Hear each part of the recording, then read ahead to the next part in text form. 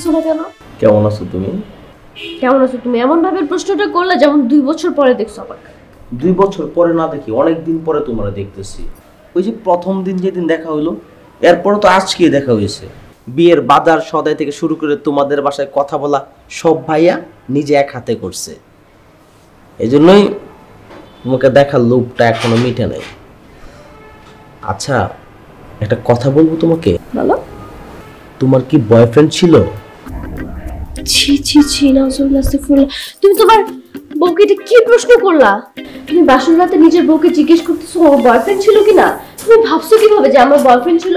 আরে আমি তো স্কুলে কলেজে ইউনিভার্সিটিতে আমি সবসময় পড়াশোনা করতে করতে আমি অন্য কিছু ভাবার টাইমই পাইনি। আমি সবসময় ভেবেছি আমি যখন বিয়ে করবো, আমার বিয়ের পরে আমি আমার হাজবেন্ডের সাথে প্রেম করবো। বাই দ্য ওয়ে, তোমার কি গার্লফ্রেন্ড ছিল? না না না, কিসের গার্লফ্রেন্ড? আমি তো কোনো মেয়ের দিকে ঠিক করে তাকাইনি। শোনো, যেহেতু তুমিও বিয়ের আগে প্রেম করনি আর আমিও প্রেম করিনি, সো আমরা তো হাজবেন্ড ওয়াইফ, কিন্তু এখন থেকে আমরা প্রেম করব। দূর, তুমি কি বলো? আমার কি প্রেম করার বয়স আছে নাকি? তুমি কি বুড়া হয়ে গেছো? আমি বলছি আমি বুড়া হয়েছি। তাহলে কি মানে আগে প্রেম করো না এর জন্য ভয় পাচ্ছ? আচ্ছা শোনো, সমস্যা নেই। তুমি যদি কোনো কিছু না বুঝো বা কোনো প্রবলেম হয় এনিথিং, আমি তোমাকে সব কিছু বুঝিয়ে দেবো। হ্যাঁ, আমার বান্ধবীরা সবাই প্রেম করতো, বাট আমি ওদেরকে দেখতাম, আমি তখন প্রেম করতাম না। আমার এক্সপিরিয়েন্স আছে যে কিভাবে প্রেম করতে হয়। তাহলে তো একটু প্রেম করাই যায়, সমস্যা নাই। তাহলে চলো প্রেম করি। চলো। এরকম দূরে বসে থাকবে সারাক্ষণ? কাছে আসো। আমি তো কখন থেকে সেই কাছে আসতে চাই। কাছে আসতে চাও? একটু দুষ্টুমি করবো। আমার ভয় পাচ্ছি, লজ্জাও পাচ্ছি। লজ্জা পাচ্ছি, আর কিছু পাচ্ছি? তুমি তো দুষ্টু কেন? তোমার হাত দেখো কত সুন্দর, আমার হাতে দেখো কত সুন্দর। তাই তো। আর দেখো তোমার স্কিন টোন আর আমার স্কিন টোন সেম, মিলে গেছে না? ও মাই গড, 12টা বাজে। হ্যাঁ, 12টা বাজে। তুমি এখনো জেগে আছো? তোমার তো শরীর খারাপ করবে। ঘুমাও এখন। কি বলতেছো তুমি এগুলো? কি বলছিস? মানে আমি সবসময় তো ঘুমাই কাটাই, আমি অফিসেও ঘুমাই, জানো তুমি? তোমাকে এখন আমি ঘুমাইতে বলছি, তুমি যদি সারাক্ষণ ঘুমাইতে, এই যে তোমার চোখের নিচে ডার্ক সার্কেল পড়ছে, এটা কেন পড়ছে? তুমি সারা রাত ঘুমাও না, এর জন্য তোমার চোখের নিচে ডার্ক সার্কেল পড়ছে। আরে বাবা, ঘুমাবো না, কাল তোমার অফিস বন্ধ, অফ ডে না কালকে আমার। হ্যাঁ, কালকে আমরা সারাদিন একসাথে জেগে থাকবো, গল্প করবো, আড্ডা দেবো। এখন তুমি ঘুমাও, এখন রাত 12টা বাজে। শো শো শো শো, আমি শুইতে বলছি। আর আধা ঘন্টা না, জাস্ট শো। শুইতে বলছি না আমি। মারুফ, তুমি আমার কথা শুনবে না? শো, এখনই ঘুমাতে হবে। শো। আচ্ছা, তোমার অনেক সুন্দর লাগছে। Thank you so much. শো, ঘুমাও। এখন 12টা বাজে মারুফ, আমি তোমাকে ঘুমাইতে বলছি। শো। শো। ওয়াশরুমে যাব। আচ্ছা বুঝছি, তুমি এভাবে শুয়ে ঘুমাবা না, তুমি শো, ঘুমাও।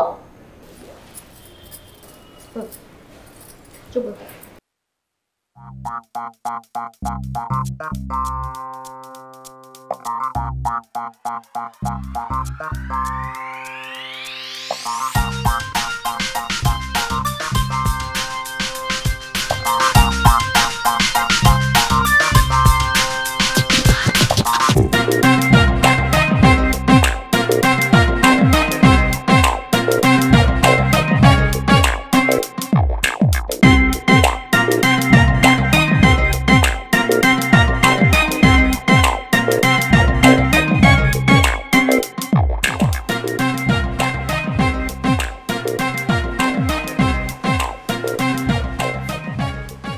ব্যাপার মারুফ, তুমি এত সকালে এখানে দাঁড়িয়ে আছো? আরে তোমার ভাই তো বিয়ের পরের দিন দুপুর 2টার সময় ঘুম থেকে উঠছে, আর তুমি এত সকাল সকাল কি সারা রাত ঘুমাওনি? ঘুমাই কাটাইছি ভাবি, জীবনে 30টা বছর তো ঘুমাই কাটাইছি, একটা রাত জাগবো বলে। কিন্তু কালকে সারা রাত প্রচুর ঘুম হয়েছে আমার, সকাল সকাল উঠে গেছে এই জন্য। তার মানে কি, মানে তোমাদের মধ্যে কিছু? কি বলো ভাবি, আমাদের মধ্যে সব কিছু তো হয়ে গেছে। কালকে শুধু বাসর রাত ছিল না, আমরা হানিমুন করে ফেলছি। তোমার তো বলি না, কালকে তো আমি কক্সবাজার গেছিলাম ওরে নিয়ে। কক্সবাজার ও আর আমি বিচের পাড়ে হাঁটতেছিলাম, পানিগুলো আমার পায়ে লাগতেছিল। ও না ধরে ধরে ধরে ধরে এদিকে যাচ্ছিল। ও ভাবি, ও তো ভালো রবীন্দ্রসঙ্গীত গাইতে পারে, কি সুন্দর গায়। তারপর কক্সবাজার থেকে চলে গেছি আমরা নীলগিরিতে, বান্দরবন। নীলগিরিতে ম্যাঘগুলো যখন আমার আর ওর গায়ে লাগতেছে না, ওর তো ভীষণ ঠান্ডা, এরকম কাঁপতেছে, আমাকে এভাবে জড়ায় ধরলো, বললো যে আমি তোমার তো জড়ায় ধরি। আমি বলছি ধরো। উফ, কি যে রোমান্টিক সিন, আমি তোমারে বুঝাইতে পারবো না। মনে হইতেছে যে জীবনের সব সুখ না ওইখানেই পাই গেছি। উফ, কি শান্তি। এই মারুফ, তুমি আবল তাবল কি বলতেছো? হ্যাঁ, আর এক রাতের মধ্যে তুমি এত জায়গায় কিভাবে গেছো? স্বপ্নে। কি স্বপ্নে? কি রে মারু, তুই সকালবেলা এখানে দাঁড়িয়েছিস কেন? ভাইয়া, তুমি ইচ্ছে করে এই কাজটা করছো না? হ্যাঁ, আমি তো ইচ্ছে করে এই কাজটা করছি। আমাকে ঘটক 250টা মেয়ে দেখিয়েছে, আমি একটা একটা করে সব রিজেক্ট করে দিয়েছি। 251 নম্বর মেয়ে আমি তোর জন্য সিলেক্ট করেছি। ভালো হয়নি? ঠিক কাজটা করিনি? ভাইয়া, তোমার উচিত কি ছিল জানো? 1 নাম্বার মেয়েটাই আমার যদি ঘাড়ে ঝুলাই দিতা এটা ভালো ছিল। কেন? তোর বউ তো অনেক শান্তশিষ্ট মেয়ে, অ্যাটলিস্ট তো ভাবির চেয়ে তো শান্ত। এই কি বললা তুমি? আমার মতো না মানে কি? আমি গরম? হ্যাঁ, আমি গরম? তুমি কি বললা? কি বললা তুমি? আমি গরম? আমি সবসময় বাড়ি মাথায় করে রাখি? হ্যাঁ, তোমার মতো হাজবেন্ডের সাথে যে থাকবে না তার মাথা এমনি হট হয়ে যাবে। তো আমি দেখে তোমার মতো হাজবেন্ডের সাথে সংসার করতেছি, বুঝছো? আমি গরম। সবসময় তুমি এগুলা নিয়ে আমার সাথে কথা বলো, আমি সবসময় লাউড হয়ে থাকি। এই তুমি চুপ করো, সবসময় তোমার ভাই আমাকে নিয়ে এসব বিয়ে করে। তুমি কি পাইছো আমাকে? হ্যাঁ, আমি গরম হয়ে থাকি, আমি পুরো বাড়ি মাথায় করে রাখি, তুমি এটাই বুঝাইছো। আর ওর সামনে তুমি এগুলা কি বলতেছিলা? কি বলতেছিলা তুমি ওর সামনে? মানে ওকে বুঝাইতেছো যে আমি লাউড হয়ে থাকি সব সময়, এটাই বুঝাতে চাইছো তুমি? আমি তোকে বাড়ির কথা কখন বললাম যে বাড়ি গরম করে রাখ? বাড়ির কথা বলেন নাই তো কি? তোমার সব কিছু বলতে হবে, আমি বুঝতেছি।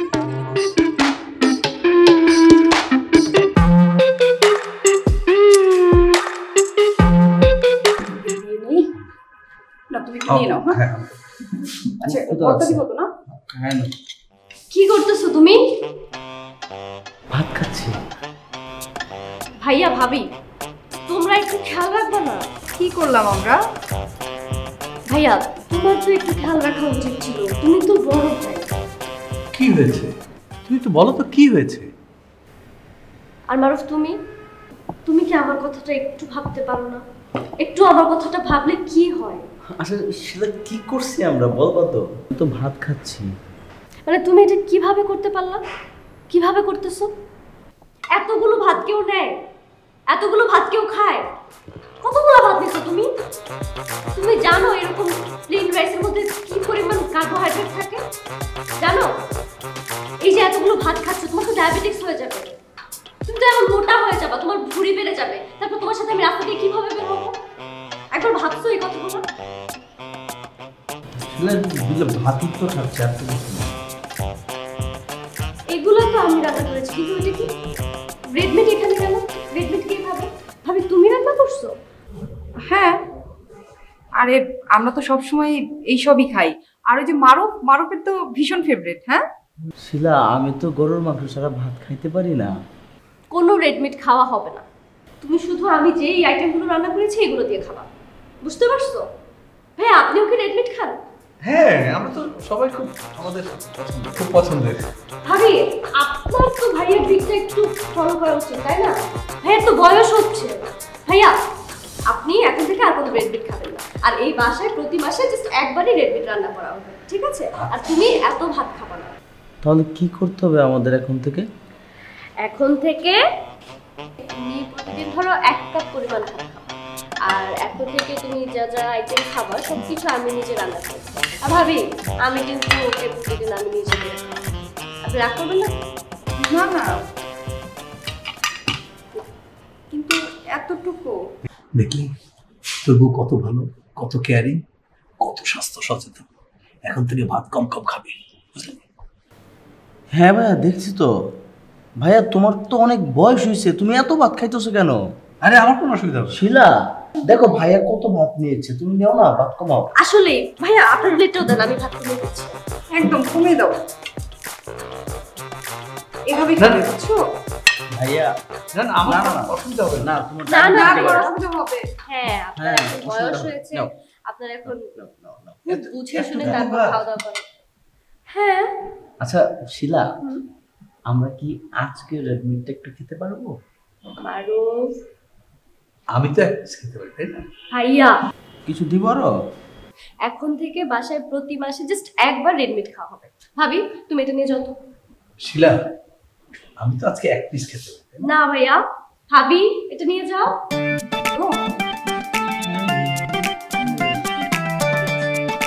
ভাইয়া ভাইকে সাথে খাবে নাকি দাও? না দিয়ে যাও।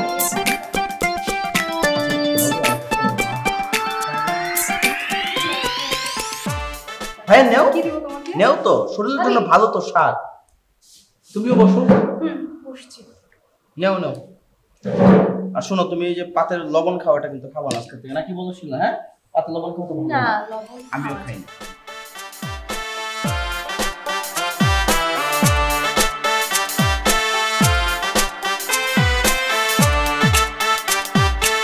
খালা, তুমি চিন্তা করতে পারবে না খালা, এত লক্ষ্মী একটা মেয়ে খালা, অনেক স্বাস্থ্য সচেতন, খাওয়া দাওয়ার ব্যাপারে তো আমাদের সবার পিছে লাগে থেকে সারাদিন। খালা, তুমি নিজের চোখে না দেখলে বুঝবে না যে কত লক্ষ্মী একটা, কত শান্ত একটা মেয়ে খালা। খালা, আমি নিজে তো পছন্দ করেছি ওকে। তুমি কিন্তু আসবে একদিন, আমি দরকার হলে তোমার জন্য গাড়ি পাঠিয়ে দিব, তুমি কিন্তু আসবে খালা। হ্যাঁ, কথা দিচ্ছ তো? ওকে খালা, থ্যাংক ইউ। জি, সালাম আলাইকুম।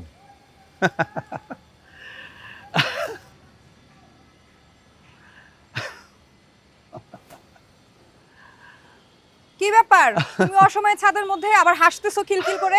মাথা নষ্ট হয়ে গেছে নাকি? হ্যাঁ, এই উত্তর দিচ্ছ না কেন? তারপরে হাসতেছো কেন? কি হয়েছে বলো? সুখে আসতেছি, সুখে। দেখো, আমাদের মারুফ একটা সাত কপালি ছেলে, তার ভাগ্যে এত একটা চমৎকার সুন্দর একটা বউ জুটছে। দেখো কি স্বাস্থ্য সচেতন। এই খাবার টেবিলে বেশি ভাত খাওয়া যাবে না, ভাইয়া আপনার ডায়াবেটিস হয়ে যাবে, ভাইয়া আপনার এটা মাংস খাওয়া যাবে না, রান খাওয়া যাবে না, আপনার কোলেস্টেরল বেড়ে যাবে। আহ, কত লক্ষ্মী একটা মেয়ে বলো। নতুন নতুন সব কিছুই ভালো লাগে, তখন অনেক আবেগ থাকে। আর নতুন নতুন একজন আরেকজনের ঘামের গন্ধটাও ভালো লাগে। আর যখন পুরান হয়ে যায় না, ওই ঘামের গন্ধ হয়ে যায় ময়লার টাঙ্কি, বুঝছো? কি জন্য বলতেছিলা? তোমার ভাই তো সাত কপালি, আর তুমি সাত কপালি কিভাবে চিন্তা করো? মানুষের তো 4 আঙ্গুল কপাল থাকে, তোমার কয় আঙ্গুল দেখি? তোমার তো 2 আঙ্গুলও না, তার মধ্যে চুল দিয়ে ঢাকা, মানে 1 আঙ্গুল। তুমি আবার কি আশা করো? এই তুমি সবসময় নেগেটিভ কথা বলে করো, একটু পজিটিভ কথা বলতে পারো তো। এই যে ধরো, মনে করো আমি একদিন ভুল করে বা ইচ্ছে করে আমি একটা ময়লা শার্ট পরে বের হয়েছি, তুমি হুট করে আসলে আমার সামনে এসে দাঁড়ালে, এই তুমি ময়লা শার্ট পরে কোথায় যাচ্ছ? তুমি তখন আলমারি থেকে নতুন শার্ট বের করে নিয়ে আসলে, আমাকে পরায় দেবা, আমার কত ভালো লাগবে। তুমিও যদি এরকম একটু কেয়ারিং হতে। হব, সব কিছুই হতে পারি, সব কিছু আমি হব, বুঝছো? আগে কয়েকটা দিন যাক, তারপর দেখো ওদের রিলেশনটা কি হয়। যদি দেখো যে সব ঠিকঠাক আছে, তাহলে তোমার সব আশা আমি পূরণ করবো। মনে করো তুমি যেটা যেটা বলবো আমি সেটাই করবো। এই তোমাকে নিয়ে আমি ঘুরতে যাব, তোমাকে নিয়ে আমি খেতে যাব, তোমাকে নিয়ে আমি শপিংয়ে যাব, তারপর তোমাকে আমি নতুন নতুন ড্রেস পরাবো, তোমাকে আমি খাইয়ে দিব, তোমাকে আমি ঘুম পাড়িয়ে দিব, প্রয়োজন হলে তোমাকে আমি গোসলও করাইয়ে দিব, বুঝছো? তুমি আবার নেগেটিভ কথা বলছো, একটু পজিটিভ কথা বলতে পারো। পোষায় দৌড়ায় এরকম যাতে দৌড়াই, থামে না যেন। হ্যাঁ, এই তুমি তো দেখলে না আমার কপাল, এই দেখো চুল তুলে দেখো, আমার কপাল কিন্তু সত্যি সত্যি 4 আঙ্গুলের কপাল। আরে এত মাথা গরম হলে হবে? মারুফের ভাগ্য।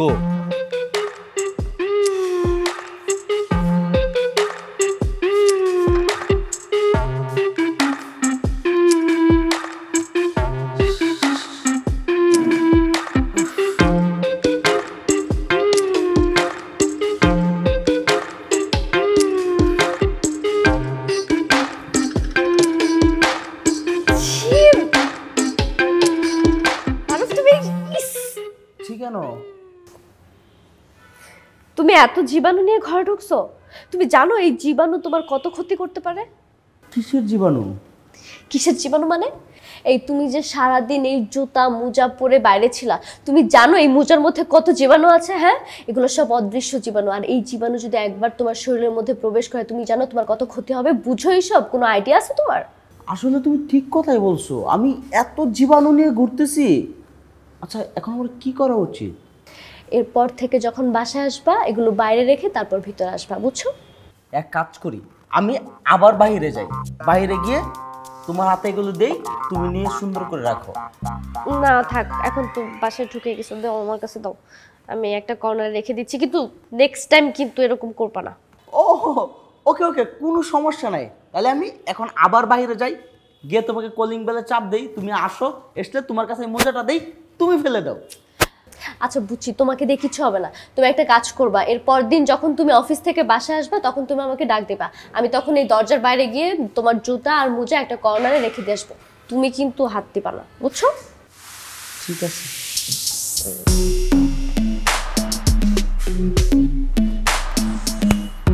মানে কি করব আমি? মানে ঘরে কি মোজাও খুলতে পারবো না?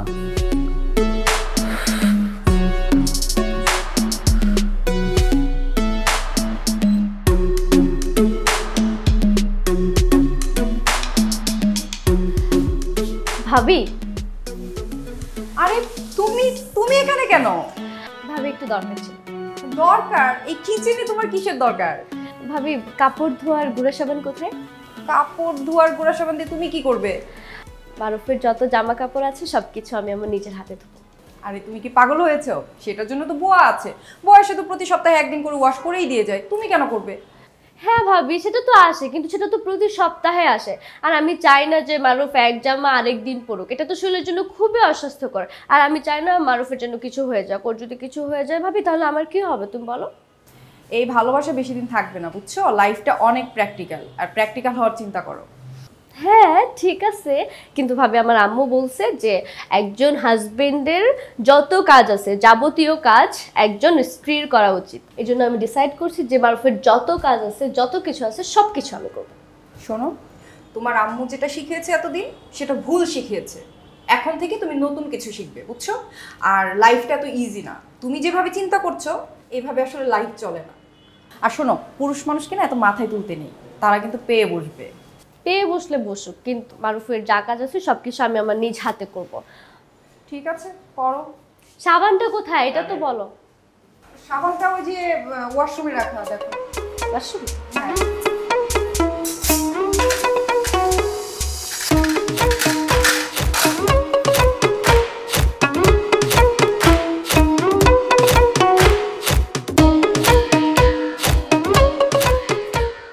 আচ্ছা, আমরা ঘুরতে আসছি না, ছাতাটা দেখো সবাই তাকায় আছে। আচ্ছা একটা কাজ করি, ছাতাটা নামায় ফেলে ফুটটা তুলে ফেলি। কি বলতেছো তুমি এসব? হুট উঠাই দিলে তারপর তুমি মাথায় ব্যথা পাবে না? আর আজকালকার রিক্সাগুলো না এত ছোট ছোট বানায়, এই হুডটা উঠাই দিলে তারপর তুমি যদি মাথায় ব্যথা পাও তারপর তখন তোমার কি হবে? এই মামা, আপনাদের রিক্সার হুড এত ছোট থাকে কেন? হ্যাঁ বাবু, বাবু শোনো, আমি তোমাকে কি বলি, আমি তো তোমার বউ। আমি তোমার মাথার উপর ছাতা ধরে রাখলে কে কি মনে করবে না করবে এটাতে আমার কোনো কিচ্ছু যায় আসে না। আমি তোমার মাথার উপর ছাতা ধরে রাখবো। না এটা কোনো সমস্যা না, মানে তুমি আর আমি পাশাপাশি বসছি, আমি তোমাদের একটু রোমান্টিক ভাবে তাকাবো, একটু হাত ধরবো। এই ছাতাটা কি মনে হয় যেন আরেকটা বেটা মাঝখানে এসে বসে রয়েছে। আচ্ছা এই যে আমি ছাতাটা একটু সরিয়ে দিচ্ছি, তুমি আমাকে কি বলতে চাও বলো? আমার তো কান খোলা আছে, তুমি আমাকে যা বলবো আমি তাই শুনবো। কি বলতে চাইছিলাম আসলে? আচ্ছা থাক, পরে বলবো না। বলতে বলছি না, বলো বলো। আমার বাবু বলতে চাইছে, আমি এখনই শুনতে চাই, বলো তুমি কি বলতে চাও। আচ্ছা ওয়েদারটা তো অনেক গরম, চলো আমরা আইসক্রিম খাই। আইসক্রিম? হ্যাঁ। তুমি আইসক্রিম খাবা? তোমার না ঠান্ডার সমস্যা আছে? তোমার না ঠান্ডা লাগলে তোমার বুকে ব্যথা করে?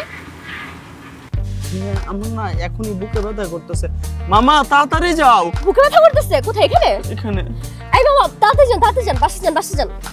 বেশি ব্যথা করতেছে? না না ঠিক আছে। বেশি খারাপ লাগতেছে বাবু? না না।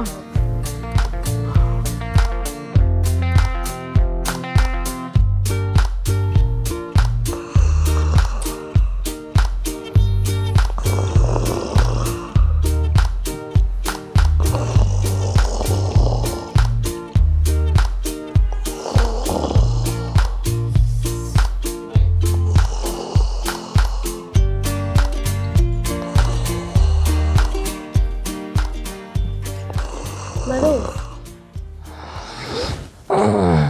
মারুফ, মারুফ ওঠো, মারুফ ওঠো। হ্যাঁ চোর চোর। আরে আস্তে, রিল্যাক্স। চোর হবে কেন? আমি ডাকছি তোমাকে, আমি। কি ভয় পাইছো? 3টা বাজে কিসে?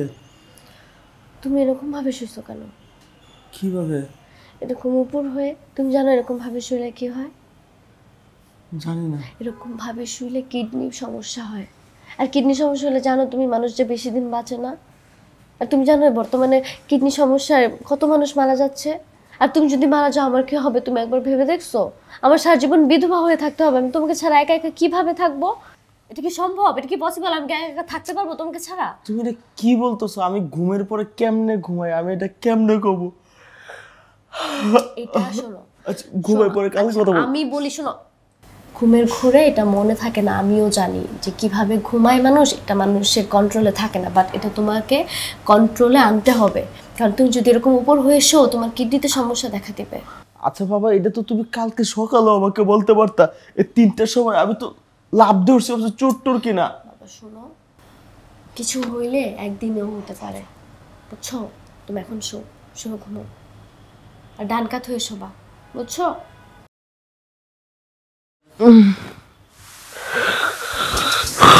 ঘুমাই বড়। তুমি এইভাবে শুছো কেন? আমি তোমাকে মাত্র বললাম তুমি ডান কাত হয়ে শোবা। ডান কাত হয়ে শো। তুমি যে চিল্লার মারছো, আমি তো ভাবছিলাম কি জানো, আমি যেমন হাত পা চুইটা শোই, ভাবছি তোমার লাথি মারছিলাম নাকি। লাথি মারছো কেন? আসছে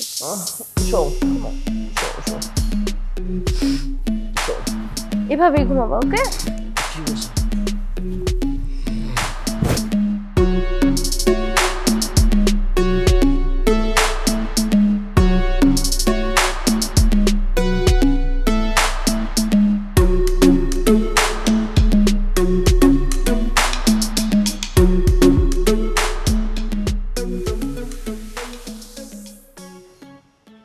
কোন জ্বালা এসে পড়লো আমার কপালে।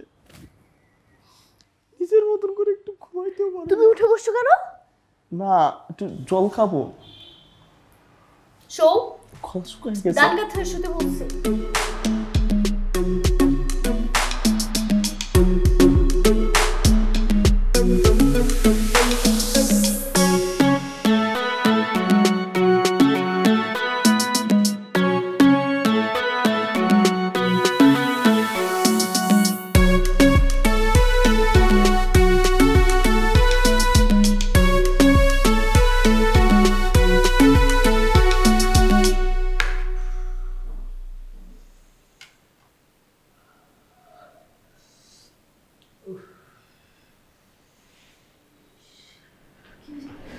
কি হইছে? কিছু নাই, পেয়ারা খেতেছিলাম, হাত কেটে গেছে। হাত কেটে গেছে মানে? এই তোমার পেয়ারা খেতে ইচ্ছা করছে, তুমি আমাকে বলবে না বাবু? হ্যাঁ, আমি বাসা আসলে কিসের কিসের জন্য বলো? তোমার যখন যা খাইতে ইচ্ছা করবে, যখন যা লাগবে, তুমি আমাকে বলবে না? আরে একটু হাত কাটছে, এখানে একটা ওয়ান টাইম দিলে ঠিক হয়ে যাবে। এখন কিসের ওয়ান টাইম দিলে ঠিক হয়ে যাবে? এখন কি করব? অ্যাম্বুলেন্স ফোন দিতে হবে, তোমার হসপিটাল যেতে হবে। অ্যাম্বুলেন্সের নাম্বার তো আমার কাছে নেই। কিছু লাগবে না। ভাইয়ার কাছে মনে হয় আছে না? ভাইয়া, ভাইয়া, ভাইয়া এদিকে আসেন। ভাবি, ভাবি মারুফের হাত কেটে গেছে, তাড়াতাড়ি এদিকে আসেন। কিছু লাগবে? কিছু লাগবে না, তুমি কি বলতেছো? ভাইয়া দেখো না যে মারুফের হাত কেটে গেছে। তুমি একটা অ্যাম্বুলেন্স কল দাও না, আমার কাছে অ্যাম্বুলেন্সের নাম্বার নাই। তোমার কাছে আছে? আচ্ছা আছে। এটা সামান্য রে, ঠিক হয়ে যাবে, তুমি টেনশন করো না। ভাই তুমি কি বলতেছো? এটা সামান্য, এটা অনেকটুকু। এখন আমি কি করবো? আমার তোমার সাথে আরে কিছু হবে না তো শিলা। আচ্ছা ঠিক আছে।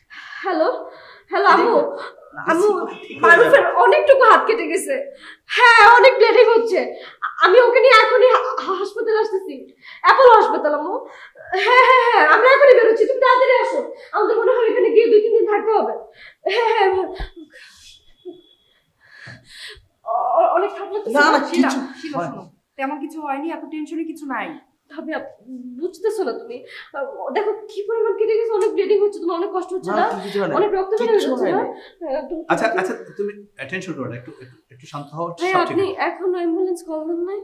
একটা কলই তো দিতে বলছে, এখনো কল দিতে পারেন নাই? আচ্ছা তুই অনেক খারাপ লাগতেছে না? কিছু তুমি হয় নাই তো আমার। রক্তশূন্যতায় ভুগে যাবে, তোমার তো প্রেশার লো হয়ে যাবে, তোমার স্ট্রোক হবে, তোমার না কি হবে, আমি তো তোমাকে ছাড়া রাখতে শিলা, পারবো না মানুষ। শিলা, ভাবি তুমি একটা কাজ করো না, আমাদের মনে হয় হসপিটালে গিয়ে 2-3 দিন স্টে করতে হতে পারে। আচ্ছা। তুমি মারুফের জন্য 2-3 দিনের জামা কাপড় নিয়ে আসো, আমরা যেন হসপিটালে গিয়ে থাকতে পারি। এসবের দরকার নেই শিলা, তুমি কথা শোনো। আমি কি কথা শুনবো, মারুফের হাত আচ্ছা। কেটে গেছে। একটু শান্ত হও, সবকিছু ঠিক হয়ে আমি যাবে। শান্ত হতে পারতেছি না, মারুফ চলো হাসপাতালে। আরে কিছু হয় নাই তো, তুমি বুঝতেছো না, হাসপাতাল চলো। কিছু হয় নাই। বাবু তুমি আমার কথা বোঝার চেষ্টা করো, তোমার হাত কেটে গেছে, আমার খারাপ লাগতেছে ভীষণ। বাবু চলো প্লিজ, এখন ভাবি তোমরা, আমরা যাচ্ছি, তুমি তাড়াতাড়ি নামো। ছাড়ো। তুমি কি মনে করো নিজেকে? হ্যাঁ, বিয়ের পর থেকে তুমি আমার ভালোবাসা নামে শব্দটাকে নষ্ট করে ফেলছো।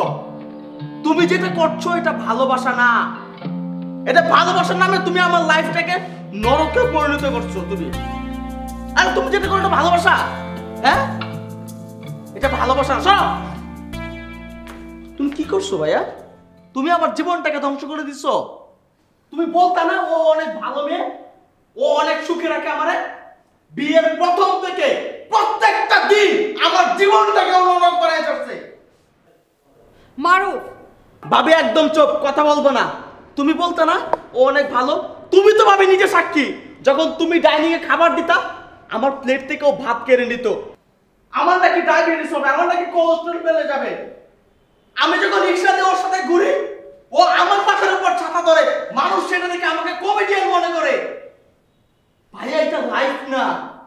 ও আমাকে ভালোবাসা ঠিক আছে, তো এইরকম ভালোবাসা আমি চাই না যে ভালোবাসা আমার জীবনের সুখ কেড়ে নেবে। ভাবি ব্যাগটা গুছানো করে বলবা এই মুহূর্তে বাসা থেকে যেন বের হয়ে যায়। আমি তোমার চেহারা এই বাসায় দেখতে চাই না। একদম কথা বলবো না, আমি সব সহ্য করছি, জাস্ট কথা বলবো না। তুমি এত এক্সাইটেড কেন হচ্ছ? আশ্চর্য। মারুফ, আরে তুমি শাসন করতে পারলা না?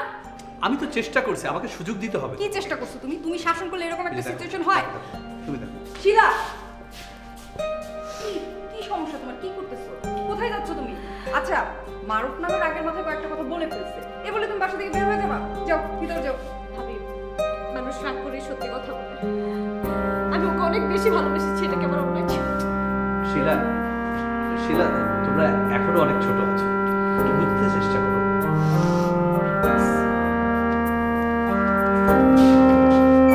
শিলা,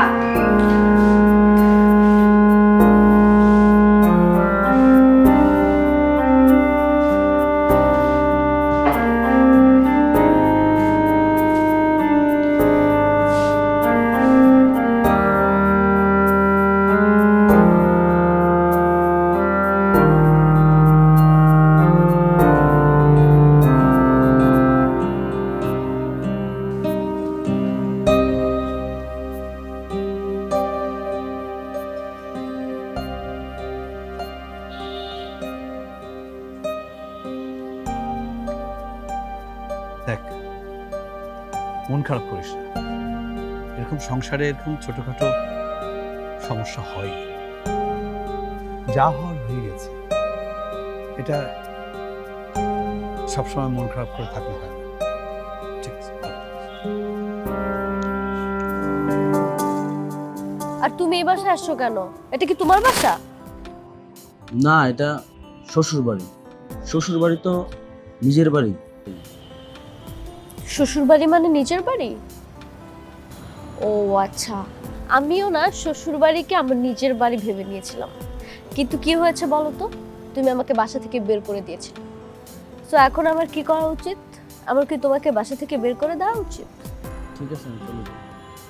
বসেন,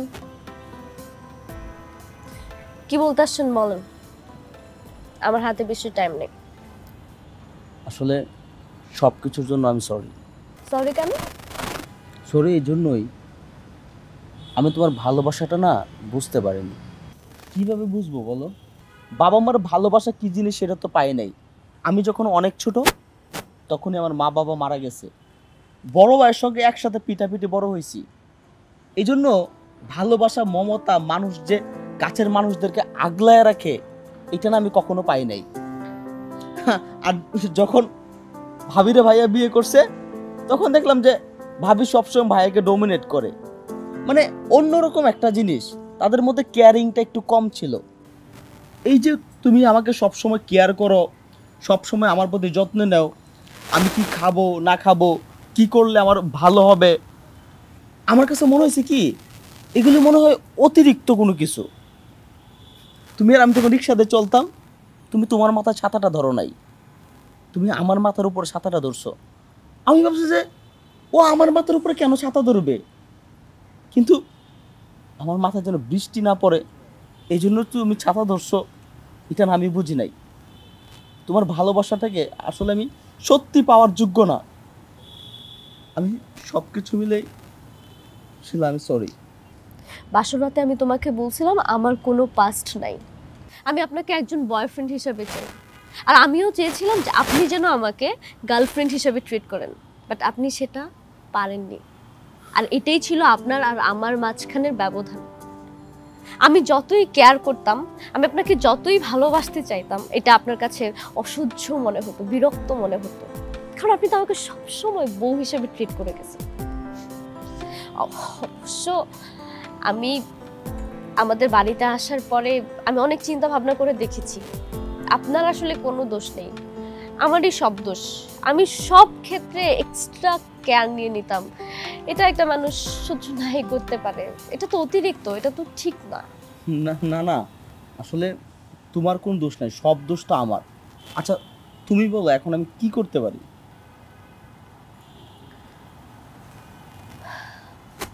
আপনি বলেন এখন আমার কি করতে হবে? তোমার কিছু করতে হবে না, তোমার শুধু একটা কাজই করতে হবে। এই যে তুমি আমাকে আপনি আপনি করে কথা বলতেছো না, এক একটা আপনি আপনি ধনুকের তীরের মতন আমার বুকে লাগতেছে।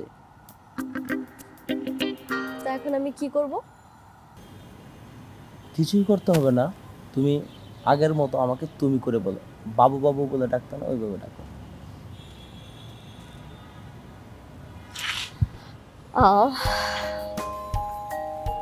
আমি তো তোমাকে অনেক ভালোবাসি, মাঝে মধ্যে আমি একটু পাগলামি করলে এটা সহ্য করতে পারবো না? তুমি যত খুশি পাগলামি করো, আমি সব সহ্য করব।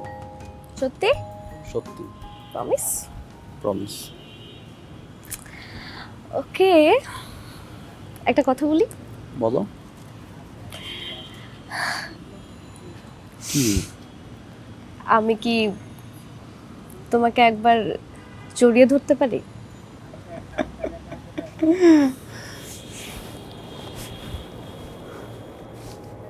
এরকম আর পাগলামি করবো না, ঠিক আছে? করবো, কিন্তু তুমি সহ্য করবে। নাম তো সহ্য করবো, এখন তো বলছি যে